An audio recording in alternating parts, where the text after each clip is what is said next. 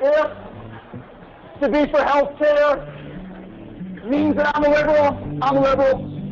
If for child care is to be a liberal, I'm a liberal. If to be an environmentalist is a liberal, I'm a liberal. If to be for choice makes me a liberal, I'm a liberal.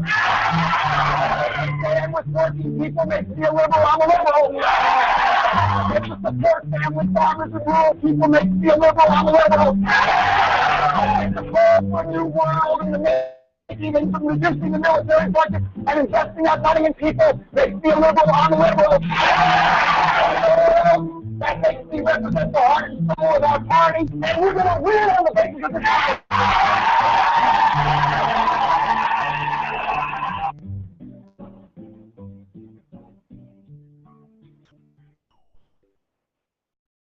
Good evening, fellow liberals, and welcome to this week's episode of Liberal Fix Radio, where we meet to discuss issues and topics important to liberals and progressives.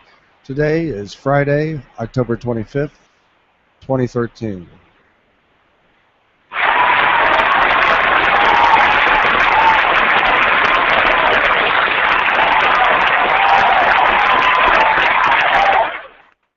My name is Dan Bimrose, and I'm joined tonight by my co-host Keith Breckus in Montana and our show's producer Naomi in California. How are you doing tonight, Keith? I'm doing well. I'm looking forward to the show. Yeah, it should be an interesting discussion. And Naomi? I'm fine, thank you, Dan. Ready to go and excited to talk to our guest. Yes, absolutely. And tonight we are proud to welcome to the show Democratic congressional candidate Michael Cole. Michael is campaigning against incumbent Republican Steve Stockman in Texas's 36th district. But before we begin our show, Naomi, can you share with our listeners where else they can join us and become involved in our Liberal Fix community? Well, we'd like to welcome all of our first-time listeners to our show and let you know that we air every Friday night at 10 o'clock Eastern here on Blog Talk Radio. But you can also find us on Facebook at Liberal Fix, and we're currently updating our website. We've got a lot of new exciting things out there for you. You can go onto our website at www.liberalfix.com and listen to our archived episodes, view our guest list, and you can also take a look at our Liberal Fix apparel and find out how you can become a sponsor or advertise on our website. And you can also follow us on our Twitter handle at The Liberal Fix. And I encourage you to send questions, comments, topics, or guest ideas to me. And you can reach me at Naomi@liberalfixradio.com. And Dan, I know you have a couple of other places you have us now. Yeah, I mean, you can go to Stitcher, Dogcatcher. You can go to just about any of your podcast places to listen to our show. And now, if you go to liberalfix.tv, you can watch a live broadcast of the interview of the show. Right now, all you get is me, though. All you get to look at is me. But you can watch a live broadcast at liberalfix.tv. So, and there are other changes coming up, exciting changes with the community as far as the website, and hopefully we're going to be a lot more interactive and a lot louder in the future. So a lot of things to look forward to. But joining us tonight is Michael Cole. He is an East Texas Democrat who is challenging Congressman Steve Stockman's seat in the 36th district. He did run as a Libertarian candidate in 2012, and in 2014 he will be running as a Democratic candidate. We're all interested to hear why he made this jump and why he thinks he can beat Steve Stockman. He is an educator. He's passionate about politics. Welcome to Liberal Fix, Michael. Thanks for having me on. It's a really wonderful East Texas night, but I'm glad to spend some time with you and your viewers. So tell me, or I guess in this case, listeners. Well, thank you very much for joining us. Tell me, what is the difference between an East Texan and a West Texan? Is there a difference? Well, other than like the obvious geographical stuff, I mean, most people I speak to who think that the second you get to the Texas border, you see tumbleweed and cactus, but that's a little bit west of us. East Texas, we're, I guess traditionally, you'd almost call us more southern than southwestern. Okay. But other than that, we we're pretty much a more urban crowd, I guess you could say. Okay, great. All right, Michael, I was just to start off, I was wondering if you could fill our listeners in on a little bit about your history and what motivated you to run for Congress.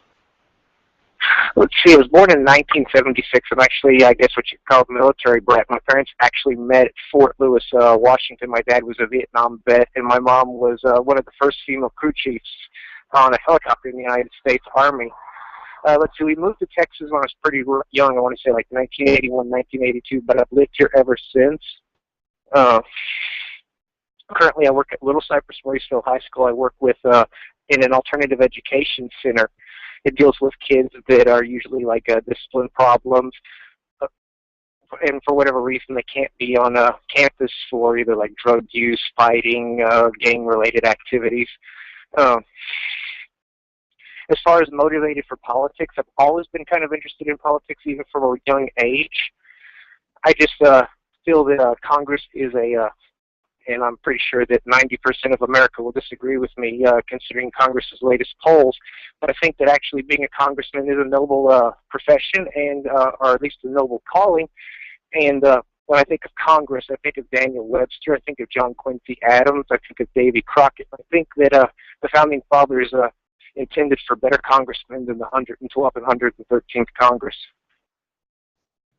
Well, I would have to agree. Things seem a little broken right now. We're not getting much value out of our leaders in Congress today. I would have to agree with you on that. Well, Michael, you kind of talked a little bit about the difference between West Texas and East Texas. Can you give our listeners an idea about the 36th Congressional District of Texas, the political, cultural, and economic landscape? Kind of give us an idea of what's going on in your the 36th Congressional District involves 8 complete counties and a small section of Harris County, or Houston, Texas. For the most part, it's a rural district with the most populated county, of course, being the part of Harris County that I have that's like Baytown, Pasadena, and LaPorte. But for the most part, the most populated county I have is about 90,000 people. So even today, by today's standards, it used to be a big rice area, used to be a big ranching area. It's always been big in oil. In fact, not too far from the 36th district was where Spindletop, the first oil boom, was discovered. Even though we do have NASA and we do have the ports for Baytown, it is still a relatively poor district when you compare it to some of the more affluent districts in Houston and Dallas. Politically and historically, the Battle of San Jacinto was fought in the 36th district where Texas won its independence from Mexico. Culturally, we're kind of like a mix of like Southwest Louisiana, Southeast Texas, and a few other little cultures tossed in. And as people may or may not be aware, the congressman representing the district now is Republican Steve Stockman, who some people are familiar with. But for those who are not, could you tell us a little bit about who he is, what his reputation in the 36th district is, and how you might rate his performance as far as how well he's been serving his constituents, or how poorly, if you will? Let's see, Congressman Steve Stockman, this is actually his second stint in Congress. He unseated longtime Congressman Jack Brooks in the early 90s when he served in a different congressional district. He served one term before he was defeated by Congressman Nick Lamson. Stockman has run for such offices as the Texas Railroad Commission. I think he's been a president or a vice president of a Republican think tank. He's run for several congressional districts. He ran for he tried to run for Tom DeLay's district, and Tom DeLay was indicted on all of his federal charges. He doesn't live in the 36th congressional district currently. He actually lives in Friendswood, which is the 22nd congressional district, Pete Olson's district. So you could almost argue that right now, 36th district doesn't really have a representative.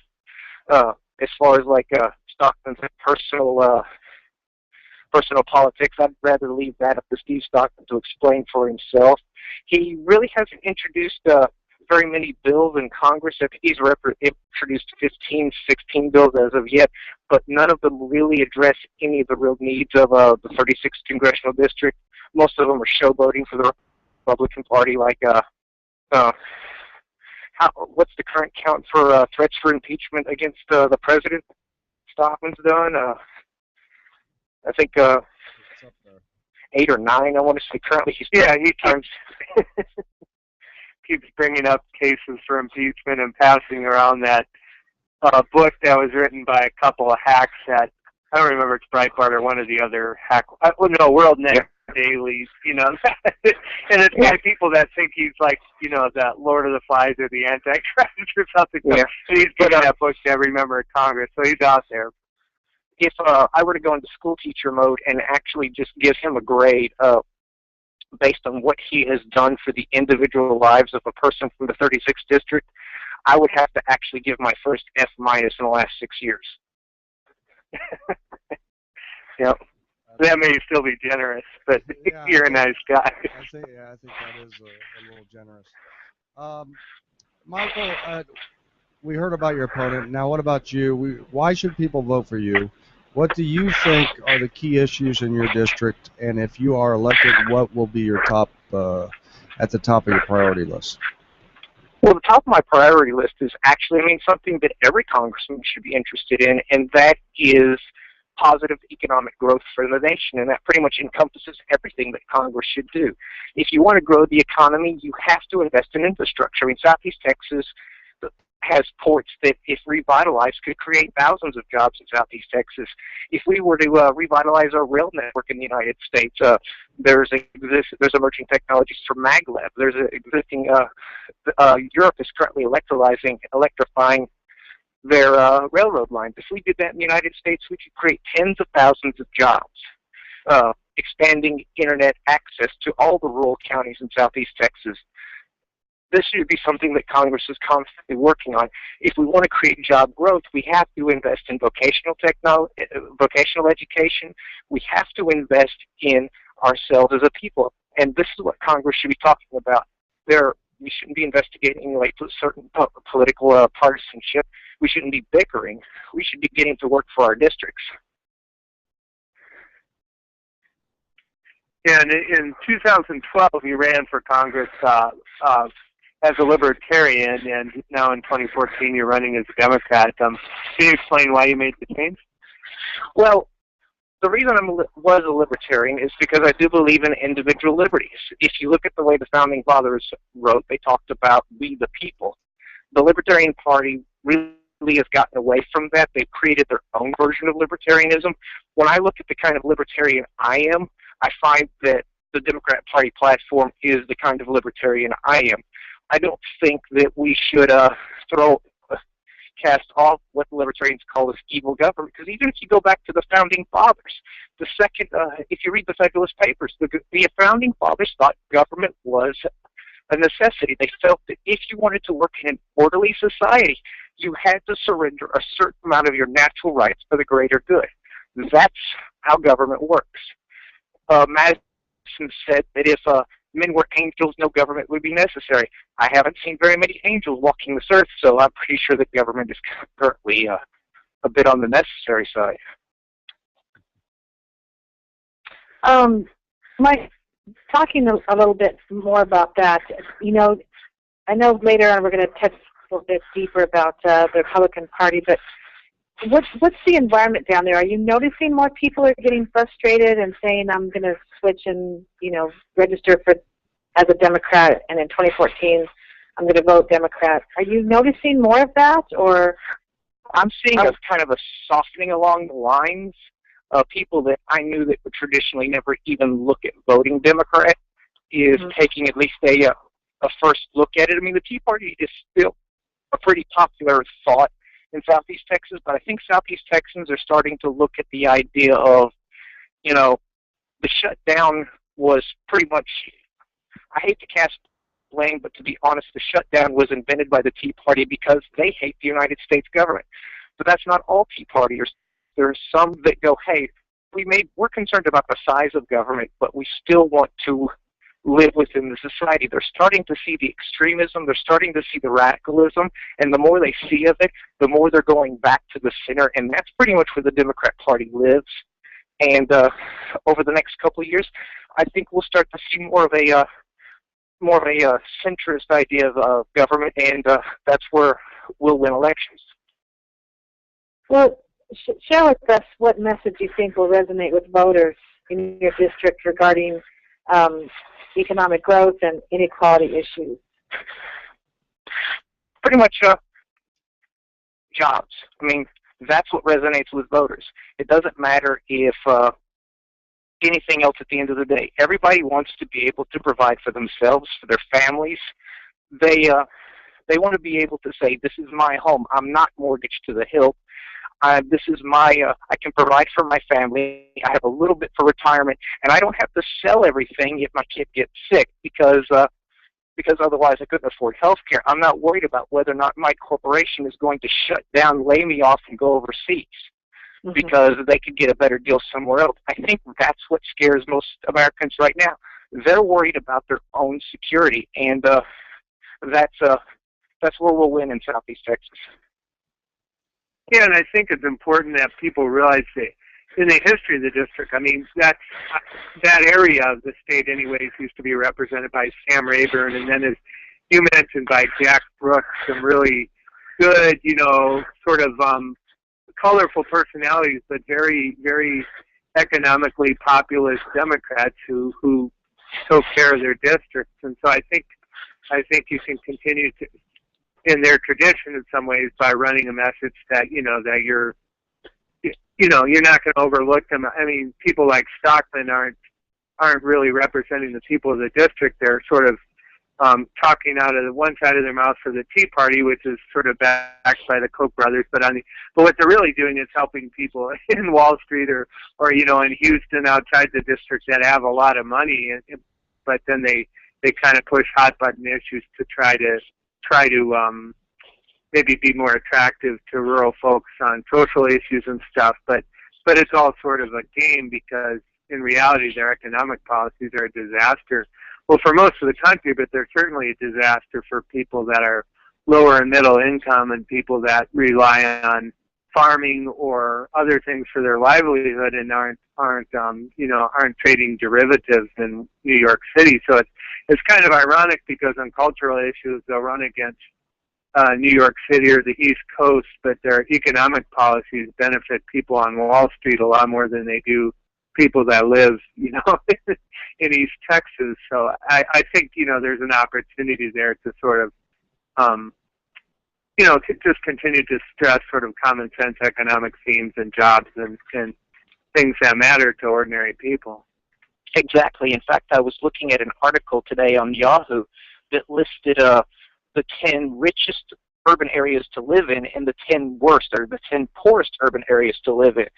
Amazingly, even though Texas likes to brag about its economic growth, the fact that it was relatively hit lightly by the recession, all 10 of the richest urban areas to live in, except for Anchorage, Alaska, the other 9 were all blue states. I think California actually had 3 cities on it, the D.C. area, New Hampshire. So we saw here that the states that had higher medium incomes were all blue states. Now, when you got to the 10 poorest areas to live in, that's where you see 2 Texas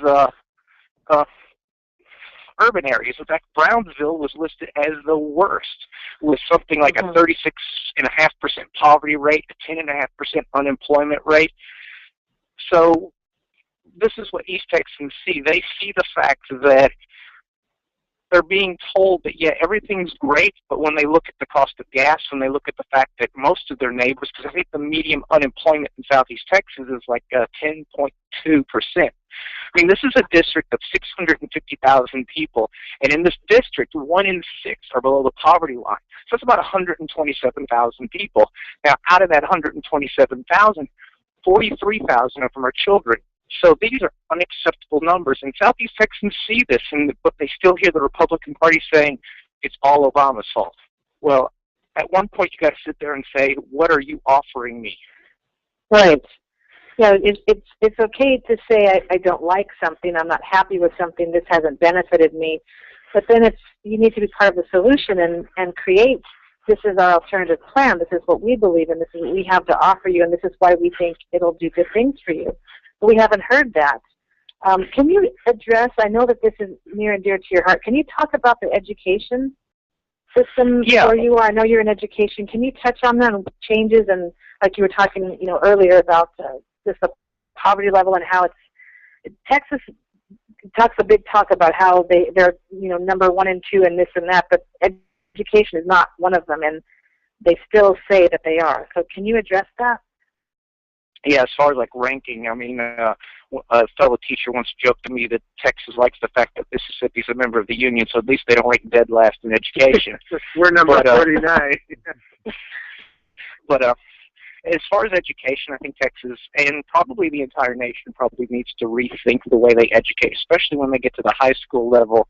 Is when I've been talking to unions in other places, I've seen, for instance, one of the electrical unions, they need people to get out there and to do the high wires for power lines and things like that. But I'm getting kids in both my particular part of education and other parts of education that they go through 4 years of school without a marketable skill, then they have to go to college or something like that. Why not look at vocational education? Last couple of years, kids go into, if they're interested in nursing, if they're interested in computer engineering, if they're interested in automotive or diesel, the kids that aren't going to go to college, why not graduate them with a marketable skill? Whatever we pay on vocational education would pay for itself when we have kids that can fill our gaps in nursing and fill our gaps in automotives or other engineering fields or pipe fitting or welding. The secret to the American economic success is its middle class, and until we really, really start building the middle class again, we're going to keep seeing double-digit unemployment. We're going to see jobs going overseas because, if I'm an employer, the first thing I'm looking for is whether or not my employees actually know what they're doing. Mm-hmm. I'm curious. I'm going to ask you real quick. I'm sorry. I see your history that, like you mentioned, you were born to military parents, and you lived in Washington, Indiana, and then moved to Orange, Texas, and you've stayed there. What's endearing to you about Orange, Texas? Why is that home? And you're married, and you're staying there. You're running to represent them. What are the good things about your area that you want to share? I think all in all, at the end of the day, even though you have a few that's made Southeast Texas infamous over certain racial things. I mean, Southeast Texans are pretty friendly people. I mean, I can't tell you the number of times I've been in line at Walmart or Market Basket or any number of grocery stores and struck up a conversation with a person I have never met before and will probably never see again, but within 2 or 3 minutes we were talking like we were old friends. This is a place where if you run out of gas or get a flat tire on the side of the road, 2 or 3 motorists are going to stop and see if you're okay. I mean, by and large, it's a very friendly place. There's still a lot of old ways of thinking in the terms of certain relations, but it's become home. And I'm not going to be one of those people that say, well, I can't get any further in Orange, Texas, so I'm going to move to Houston, I'm going to move to Dallas, I'm going to move to New York. If I want a better home for a place that I've bought a house, for a place that I've grown up in, instead of saying, well, I'm going to throw my hands up and go somewhere else, I'm going to try my best to actually improve it, if not for myself, at least my neighbors and my students. I'm not somebody who's just going to throw in the towel and run away.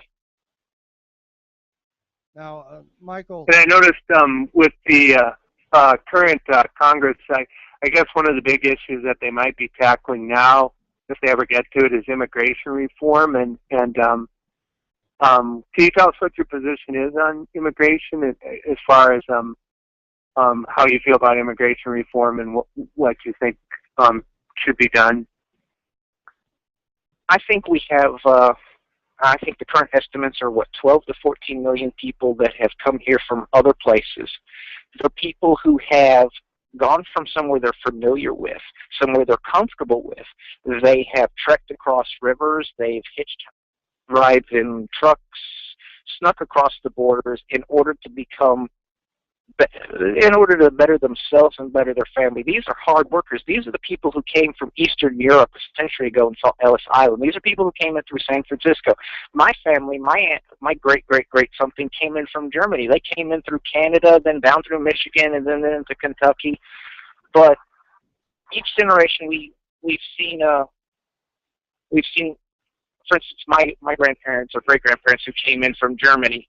They if you look at the press of the time, everybody was anti-German. Everyone said, they're not learning English, they're lazy. We said the same thing about the Irish. We said the same thing about the Asians. Now we're saying the same thing about the Hispanics. I don't agree with Reagan on a lot of things, but I do have to say that if a person is willing to go to this level to come here, these are the kind of people that make America great. They're the thinkers, they're the doers, they're the dreamers. But they've already showed they're willing to do whatever it takes to get here. We need to create a path for citizenship for these people because they're the leaders of tomorrow, and we can either welcome them with open arms or we can ignore a resource that could better this nation. Well said. Well said. And on your website, on the first page of your website, you say you're wanting to restore the American dream. And I've often said that the Republican economic policy often it's just an attack on the American dream. I mean, would you agree with that? I mean, you've outlined some things obviously that that we need to do. Infrastructure, education, those are all important and necessary elements to the American dream, and it is sad that economic mobility in the United States is, we're outpaced by 20 some other countries as far as economic mobility. Now, do you think that the Democrats have the source?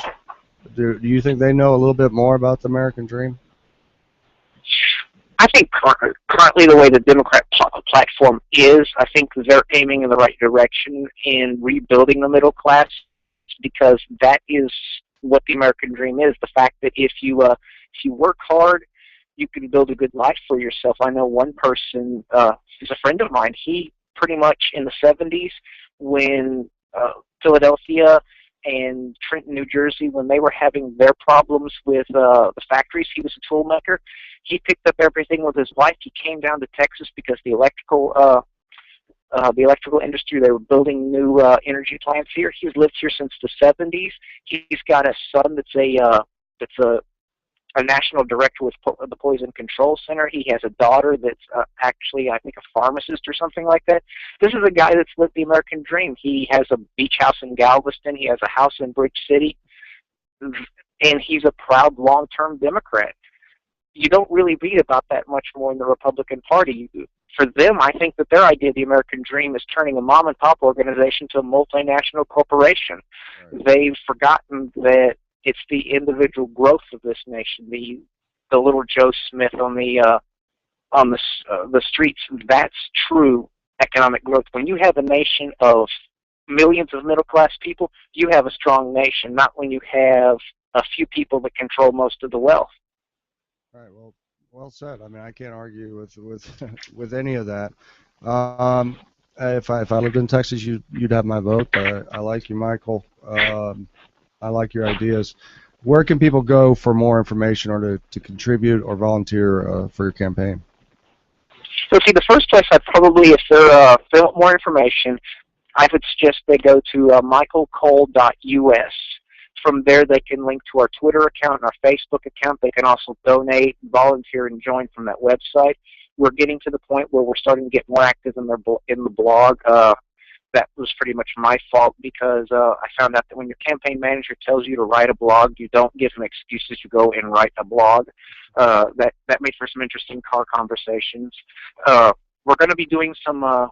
This past Saturday, we actually did our official announcement. The video was done. We're just kind of cleaning it up. That should be put on the website pretty soon. We're doing a lot more video stuff. On the Facebook page, we've actually opened up a status that I would actually invite anybody who's listening to go to. It basically says, what's your concerns and solutions for government? As a representative of the people, I need to actually know what the people want and basically ideas from the people. I've actually found some great ideas just from talking to people. In a offhanded conversation when I was in Baytown, I had a lady talk to me about the expansion of the Panama Canal. She said that Houston Ship Channel just can't be any deeper to take these big super transports to come into the Panama Canal. Well, talking to another person, they pointed out that the Port of Orange, which is also in my district, had pretty much died after World War II, but it's a ocean-rated port, and with a little bit of work could take these ships. So now we're working on an idea to bring money to the Port of Orange, and this will create thousands of jobs. So I would honestly say that if anybody's really interested in contributing to improving government, hit that particular part of Facebook. Tell me what you think. Tell me what concerns you about government, and just give me some ideas. Give me something that I can look at, and hopefully after this election's over and when we're in Congress, I can present some of the ideas that I get here. That sounds wonderful. Now, Michael, you've agreed to stick around for our group discussion. But first, we would like to wish you the best of luck and all the support that we can offer. So good luck in 2014, and we'll probably be talking a little bit. Okay, Yeah. And I hope that after 2014 that I'll actually be back on the show and you'll be introducing me as the congressman from the 36th Congressional District. Well, that would be wonderful. That's awesome. Can we set that up, Naomi? Absolutely. I'll be watching very carefully on election night. Great. Thank you. Great. Well, like I said, you are going to stick around a little bit for our group discussion. If you have to leave at any time, just let us know. But we're going to talk about the current political environment. Who will be the winners? Who's going to be the losers in 2014? There's a lot going on right now. We got Obamacare. It's arrived. The rollout has been a little rocky. And even a lot of left-leaning commentators are saying it does not look good on the White House. And we just had the government shutdown, which is shot the Republican approval ratings. So there's a lot going on. So my first question, as of right now, because it's hard to predict what the conditions are going to be like next year, but as of right now, which party do you think has the momentum? Which party is generating the ideas and the enthusiasm? Keith, you got any ideas? Oh, yeah. Well, if you look at polling numbers, I mean, the GOP took a big hit with the government shutdown. I think it backfired. I think in some ways they're so insulated now in their right-wing sort of information bubble, the Fox News or the right-wing websites, that they actually believe that people wanted the shutdown. And I think maybe now some of the smarter ones, or at least the more strategic ones, are saying, hey, wait, this was a really bad idea. Ted Cruz set us up to fail. So people like Karl Rove and stuff are fighting and clawing to try to kind of push the Tea Party out of the out of the center. But, Karl Rove helped create the Tea Party. I mean, even in 2004 when they ginned up support for social issues like trying to, ban gay marriage and other things, they totally welcomed those kind of people into the fold. But now, of course, when they're threatening to take over the established GOP and to lose elections or sabotage them, then all of a sudden Karl Rove isn't quite as happy. But they got a real problem on their hands, because in at least 6 major Senate races, the incumbent Republican senators drown a serious or moderately serious Tea Party challenger. So Mitch McConnell, Lindsey Graham, Lamar Alexander, even John Cornyn, Mike Enzi, all of them are having to fend off people on their right. And the problem is right now, the way Republican primaries go, the further right to the right you go, the easier you have of winning the primary, but then it's really hard to triangulate back to a defensible position in the general election. I mean, I guess that being in Indiana, I mean, that's Richard Murdoch defeated Dick Lugar in the primaries, so great. The Tea Party was really happy, but what happens? The Democrats win that seat, and I think that can happen in a lot of places, in Senate and in House races, where they're going to extreme themselves right out of seats because they'll be so far to the right that the general electorate can't stomach them, and especially with the latest shutdown and things like that. I think I heard. I think that. Go ahead, Naomi. I was just going to say that I just read a couple of days ago that President Obama's approval rating is at 52%, which is, to me, very strong showing right now, especially coming out of the shutdown. I know that there's a lot of Republicans out there who are disillusioned, they're tired, they're frustrated with the Tea Party. That's kind of got that stranglehold on them right now. And I know that some are finally taking a stand and saying, you know, I can't do this anymore. I'm going to register a Democrat. I can't vote for this party anymore. So I think that definitely, in answer to your question, the Dems definitely have the momentum. I think that we need to keep it steady, and like our president said, it's a marathon. We have a long ways to go till November of 2014. So I think we just need to stay the course, keep focused, keep getting information out there, educate as much as we can, and inform, and bring out the facts versus the fiction without getting, you know, hysterical about it and being dramatic. Just very precisely bringing out what the voters need to know, and hopefully we'll get voters that are not just you know, the same status quo. Everybody's the same. It doesn't matter. My vote doesn't count. I'm not going to vote. I'd rather sit home and vote for a Democrat. People that will get educated from these interviews that we're going to be having, future interviews with candidates, especially with Michael in Texas. And this is a huge race. For him to win it would be incredible.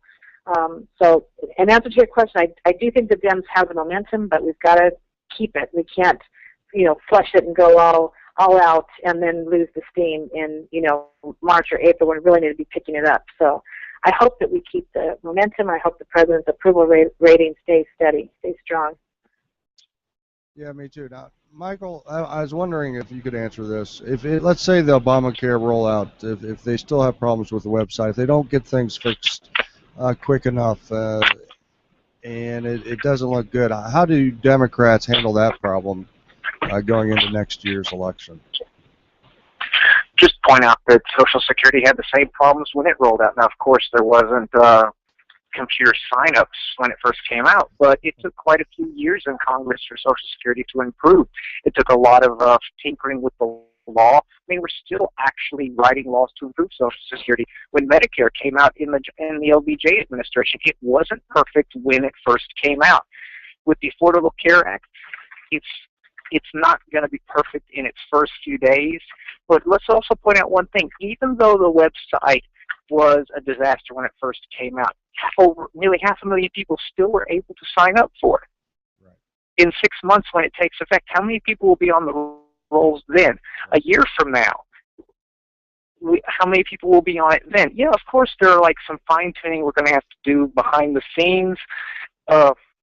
In the next Congress, you know, hopefully we'll have a Democrat majority, and we can say, okay, this isn't working right now. Let's change the laws here.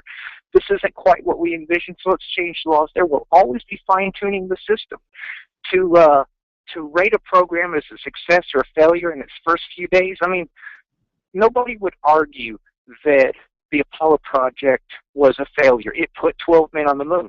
But look, Apollo 1 actually lost 3 astronauts in a fire. It wasn't perfect. But we as Americans can change that. We as Democrats can improve that, and that's what we should be looking at, is what is the end result, and let's work towards that. Right. Yeah, completely agree with you on that. Now, I heard E.J. Dionne, I think it was today, he said something about, I think it was in reference to Virginia, he said when Republicans go far right, they turn purple states blue. And do you think that the Republicans are learning anything? I mean, they seemed after the 2012 election to come out and try to take a new stance on things. But do you think in any states, it doesn't seem like anything has changed? It just seems like it's still the crazy politics.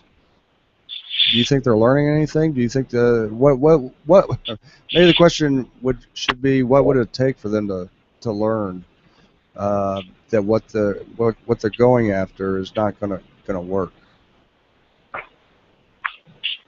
Anybody? Let's see if I go ahead.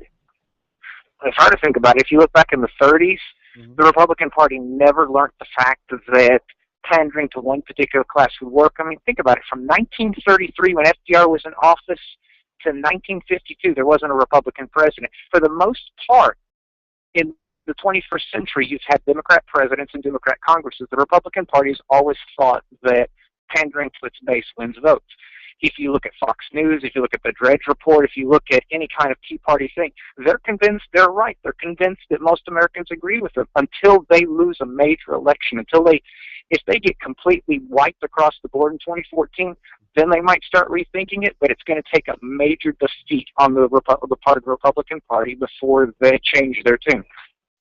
Do you think... Yeah, and I think in 2016, what they're going to try to do, I mean, the Republican line now is that Mitt Romney and John McCain both lost because they were not conservative enough, which of course isn't true. I mean, if you look at the polling, those were more centrist candidates than some of the alternatives like Huckabee and Santorum.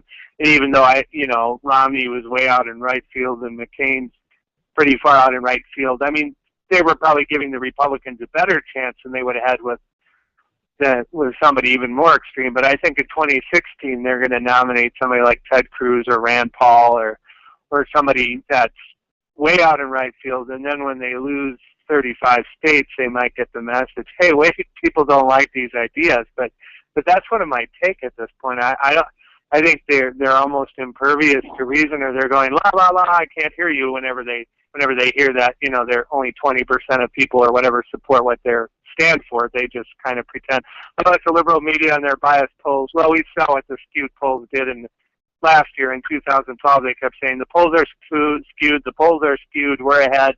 And then on election day, lo and behold, the polls were still skewed. So. Yeah, it's I mean, I totally agree with you that until the far right gets their presidential candidate and he loses in a landslide, that they're not going to change their position. I was rooting for Rick Santorum in 2012, but we'll have to see. What about? I'm curious. Not that you run in the same circles as Ted Cruz, Michael. What is his game plan? Do you think he realized did he pay a price recently with the shutdown? I don't think he really cared if he paid a price or not.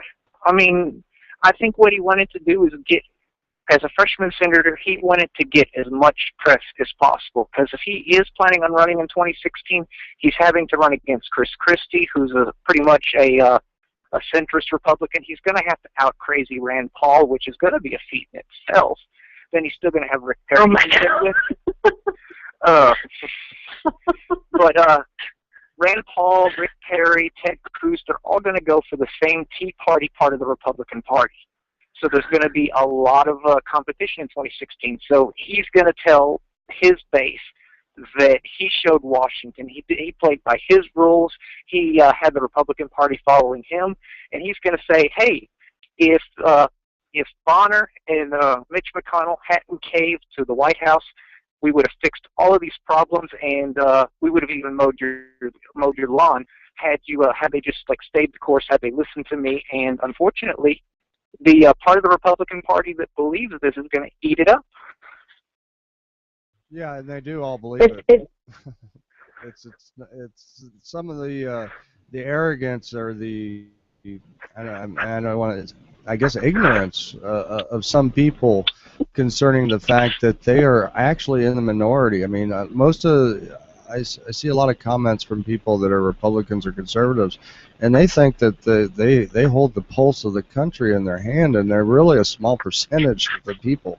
And they really need to walk away from Fox News just a little bit, or the Drudge Report, or what have you, or Breitbart.com. They need to step away and realize that not everybody in America thinks like them. And that's a good thing. That's certainly. Naomi, were you getting ready to say something? Did I cut you off? Oh, well, no. I was just going to say the other side of the coin with the crazies. Well, I don't want to do blanket statements, but I mean the Tea Party the fringe that's going on right now, and what a difference the other side is Wendy Davis, who we're all very excited to see running for governor, and hopefully will win her campaign. Do you have anything that you can share with us about having met her or spoken with her at all, or what you're hearing, the buzz about her? Is it as exciting as we're hearing, Michael? I had a chance at the Galveston State Democratic Executive Committee when I had a chance to actually meet her for a few minutes. She was doing her first speech after officially announcing. There was a lot of excitement in the room, and I only got to speak to her for maybe just under 10 minutes. But I will say that the 10 minutes I got to share with her is she's just as genuine when she gives her speeches as when she's talking to a person. So I would go that what you're seeing on TV is the real Wendy Davis, and the nice thing about it is for her to win, she just needs to be herself. Because look at it, she's not only the poster child for what the Democrat Party stands for as a chance of achievement for everyone, whether you're male or female, white or black. She also lives the American dream that the Republican Party clings to, the idea that a woman can be a waitress, work hard, work herself through a Texas college, go to Harvard as a single mom, become a lawyer, then a state senator, and now potentially the governor of what's arguably one of the most powerful states in the United States. I mean, she came from humble background and now is on the pinnacle of political success. She is going to probably beat the crap out of Greg Abbott next November.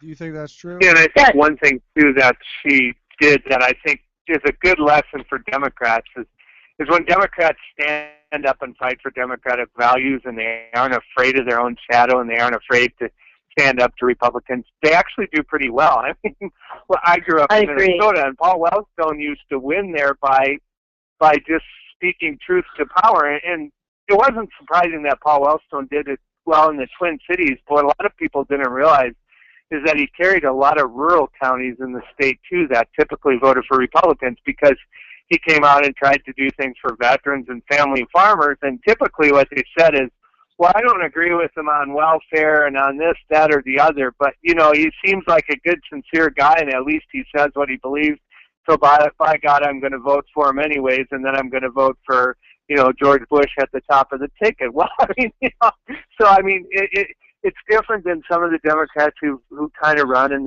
they're afraid of, oh, no, I have to look this way and this way because, you know, if I sound too progressive or too radical or too supportive of ordinary people, I'm not going to get contributions or people aren't going to vote for me. But here Wendy Davis is probably one of the most unabashed sort of liberal candidates to run for governor in Texas, and she's probably going to do a lot better than a lot of Democratic candidates who ran for governor and tried to, you know, sort of hug the center of the road or lean over on the right side of the road because they were afraid of appearing too liberal. Well, I don't think liberalism, I think the mistake people make is they sometimes conflate liberal with weak, but liberalism isn't weak. There's nothing weak about helping your neighbor or you know, feeding starving children. I mean, what's weak is when they apologize for doing that. You don't have to apologize for feeding people or for raising the minimum wage, and don't apologize for it because muscular liberalism will win every time. And we're starting to see more of that with the candidates getting elected, people like Elizabeth Warren and Sherrod Brown. I mean, nobody accuses them of being weak like they did maybe John Kerry or something because they say what they believe and they stick up for it, and people respect them for that. And I'm ranting. I should let you talk since you're the guest. Yeah, I would probably build off of that just by saying that the past 15 years as Democrats, we've abandoned the field on certain issues. We've been afraid to talk the abortion question. We've been afraid to talk gun control. We've been afraid to talk about a whole host of things like the role of government in everyday lives because we've seen Fox News, we've seen these polls saying that people are going further to the right. So instead of saying, this is what we believe, we've just been abandoning the field. And you can't win if you turn and run, or we can't win if you sit there and say, well, let's not talk about that. Let's change the subject. No, we need to talk about these. We need to say we aren't in favor of aborting every baby in America. We're in favor of responsible parenthood. You can't say I'm pro-life but then cut food stamps. You can't say I'm pro-life but then not allow contraceptives. You can't say I'm pro-life but then say we're not going to teach teenagers about sex, we're not going to provide birth control. That's just saying that I'm hypocritical. I think I'm pro-life up until you're born, and then I don't want to pay for it. Right. I'm pro-life as long as you agree with the way I think you should live your life. I'm pro-life as long as you live the way I think you should live, because that's the way God wants us all to live. So I'm pro-life, with those stipulations, which is you're exactly right. We abandon what we feel, and we should, and like he said, candidates that say, this is how I feel, this is what the Democrats stand for, I'm going to stand up and be counted, they do better. They do. There's Democrats, I'm in an area that's very red, and it's hush, hush, are you a Dem, are you a Dem, will you put up this sign for this candidate? You go to the meeting, and it's all quiet about it, and then we get someone that's willing to stand up, and we're gung-ho behind them. We need a voice. So we do need candidates that will say, I'm not afraid to say this is what we're all standing for. The problem is in the voting. We need to have their back. If they're willing to stand up and say this, then we need to have their back with donations and campaigning and knocking on doors and phone calls and getting out there. So we can't just say, oh, yeah, you're good. We have to get you there. So it's another step besides saying, oh, finally, someone that I agree with. Okay, well, now get out there and make sure that he or she is winning the race. So you're right. The abandon, but we can't abandon you. And then as far as making the argument that America is conservative, think about the most popular Republican presidents of all time. I mean, you would say Lincoln, you would say Roosevelt, you would say Eisenhower, you would say Reagan. Lincoln, Roosevelt, and Eisenhower all had one thing in common. They were progressives of their era. They were the liberals of their era. So the Republican Party can't say conservatism wins. Hell, progressive Republicans carved on Mount Rushmore. You can't really make a better argument than that. Two of them. Agreed. That's right. Agreed. Let me ask you, Michael, do you have an official opinion on the minimum wage as far as should it be raised? That seems like it could be a winning issue for many Democrats or progressives. I look at it this way: let's use Australia as an example. Mm-hmm. They have a graduated minimum wage. If you're a certain age, your minimum wage is this. It goes all the way up to about a $15 minimum wage. Now, you would get conservatives that argue that a $15 minimum wage would destroy the U.S. economy. A Big Mac in Australia costs about the same as a Big Mac in the United States. The standard of living in Australia is about the standard of living in the United States. Australia can afford universal health care. Australian corporations are majorly competing with American corporations in the world marketplace. So you can make the argument that either A, Australian companies know something that U.S. companies don't know. U.S. companies are either greedy and they don't want to admit it, or American companies are being run incompetently, in which case we need to look at them. But if Australia can afford to pay $15 an hour, I'm pretty sure the United States could find a way to do it as well. Yeah, and I think they should, and I hope that the federally it goes up, and if not, I hope each individual state would raise it. We've had a lot of shows about the minimum wage, and people out there are just starving. They're working 2 jobs. They're working 1 job at 40 hours a week. They're qualifying for food stamps, being subsidized by the government, as far as health care and things like that. To me, that just doesn't make a whole lot of sense. Australia, we've talked about Australia. Australia's a perfect example. Their hit from the recession was minimal, if at all. And the fact is that in order for corporations to be successful, they need people with disposable income. And there's not much disposable income in America right now. So at some point,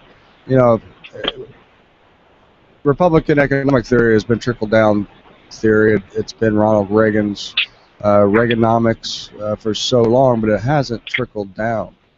It hasn't. Or we wouldn't have to have a talk about the minimum wage.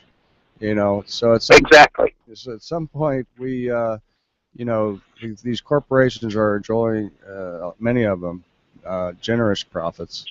and that has to trickle down to the people so that they can spend that money in the economy. And that was all. Go ahead, Michael. I'll let you continue. Oh, I was just agreeing with you. And then I'd also point out one thing. If you look at the economic growth, the GDP and the GNP of the United States from World War II to about 1982, 1983, when the Reagan tax cuts were enacted, on average, the nation grew at about 3.3%. Since the Reagan tax cuts, the nation's averaged about a 2.7% growth. So you could make almost the economic argument that extreme tax rates actually do the exact opposite of growing the economy. In fact, before the 80s, the largest period of income tax cuts were the 3 years before the Great Depression started. And then plus if you look in 2008 for the Great Recession, the few years leading up to that, you saw massive tax cuts. So if you wanted to make the economic argument, tax cuts do the exact opposite of growing the economy. That's fair. That is exactly true. You know, if a business, take any businessman, they're smart people. You know, we love business. They're smart people. If they want to keep it out of the government's hands, if the tax rate's too high, they reinvest it in the economy. One of the things that I'm fearful of now is it's so easy to invest in other countries. You can do it with a push of the button on your laptop. You can invest in corporations in other countries, and they have to be reinvesting in this country.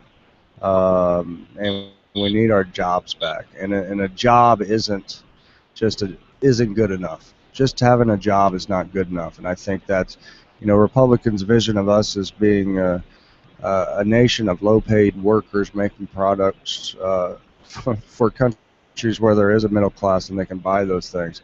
That doesn't work out for me. And I don't know. It's not going to work out for anybody in the future. And I hope it doesn't come to that. But exactly. Yeah. Anybody else? Then I'd add one thing. Is the American economy is a consumer-based economy. People in Asia, people in Europe, people in South America build products to be sold in the United States. Because these factories are moving to Shanghai, to Beijing, to Tokyo, to Rio de Janeiro, they are building their middle classes. What happens when these factories that currently service the U.S. economy realize they can make more money by selling these goods and services at home? Where does that leave our economy at that point? I don't know. We're headed in. I mean, we've been heading in the wrong direction for too long. That's for sure. And it sounds like you want to put a stop to that. And like I said, we certainly support you, and we welcome you back anytime. Even if we have to wait until it's Congressman Michael Cole, that's fine. But we do have your promise that you'll come back on if that happens. When that happens. Oh yeah. Awesome. I'll make a promise to you tonight that when I get elected, the first radio show I promise to do after the election will be with you guys. That's awesome. That is great. Thank you so much. And can you tell people once again where they can find you, find your website, and help you out with donations or volunteer or something, things along those lines? Yeah, the best place for them to go is www.michaelcole.us. From there, they can link to Facebook, they can link to Twitter, they can sign up to volunteer, to support, and they can even click on the donate page. Okay, great, awesome. Well, thanks again. Naomi, who do we have lined up for next week? Real quickly here, we have our next week we'll be talking with Missouri political activist Courtney Cole. She's been a previous guest with us on My Bill Fix, and she's working on some great projects right now. One of them is Justice for Daisy and the Daisy Coleman case. And then we'll also be welcoming back Claire Connor, the author of Wrapped in the Flag. And then we have another congressional candidate coming up, but I'll keep that one under wraps for a little bit. Okay, that sounds exciting. I like a little mystery. Thanks again, everybody, for listening. This has been Dan Bimrose, Keith Breckus, and Naomi Minogue for Liberal Fix Radio. Be safe, be kind, and remember, we have just 374 more days until Election Day, November 2014. Have a good weekend, everybody.